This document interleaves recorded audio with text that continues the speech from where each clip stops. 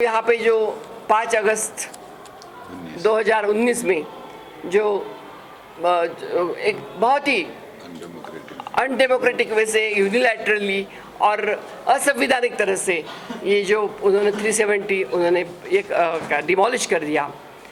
मुझे लगता है कि इसको रिस्टोर स्टेटहुड करने की बहुत आवश्यकता है, क्योंकि जो मैं जहाँ भी जा रही हूँ वहाँ पे सब लोगों का यही आक्रोश है, गुस्सा है, लोगों के मन में मायूसी है कि हमारा स्टेटहुड हमें वापस दे दो।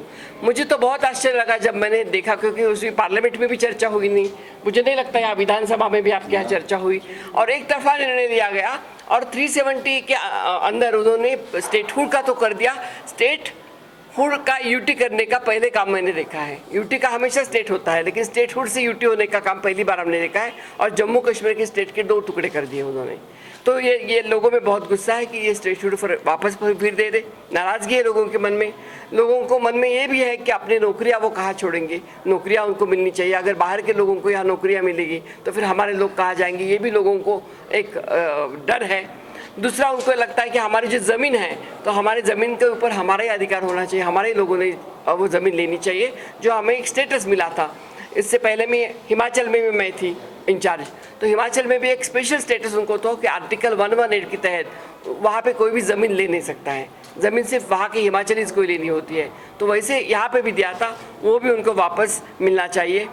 जो लड़कों को मैंने बोला, युवक कांग्रेस के हो, NSUI को हो, तो सब ने यही बोला कि हमें 4G मिलना बहुत आवश्यक है, क्योंकि 4G के माध्यम से पूरे विश्व के साथ वो कनेक्टेड है। जब आज पैंडेमिक के टाइम पे पूरे विश्व में ऑनलाइन एजुकेशन चल रहा है, अगर ये आपका ऑनलाइन ही चलेगा नहीं, अगर आपका 4G नहीं चलेगा, तो फिर किस तरह से वो आपको शिक्षा मिल सकती है। ये भी हमारे लिए बहुत इम्पॉर्टेंट इशू है, वो भी हम आगे उठाएंगे।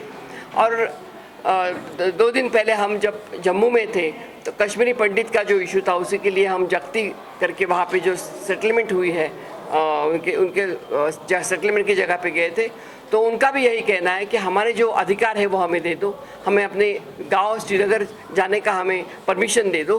तो ये सब उनके जो लेजिटिमेट मांगे हैं, उसके लिए कांग्रेस हमेशा उनके साथ खड़ी रही है और इसके आगे भी उनके साथ खड़ी रहेगी।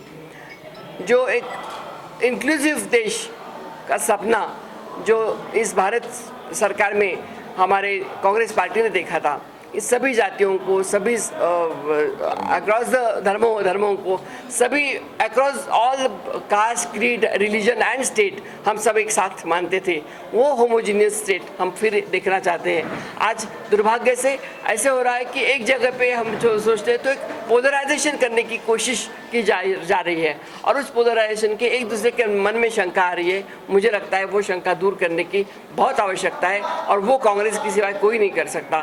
यही मैं आपको दिलासा देना चाहती हूँ, और इसलिए कांग्रेस का यही एजेंडा लेके हम आगे काम करेंगे। मैं 4 दिन से यहाँ पे 2 दिन जम्मू और 2 दिन कश्मीर में यहाँ पे चल रही हूँ। सब सेक्टर के साथ मेरी बात हो रही है, सभी के साथ, ऑलमोस्ट सभी के साथ मैंने बात की है, जो हमारे लोग हैं सबके साथ बात की, और मुझे लगता है कि कांग्रेस एकजुट होके इसके आगे साथ में चली जाए।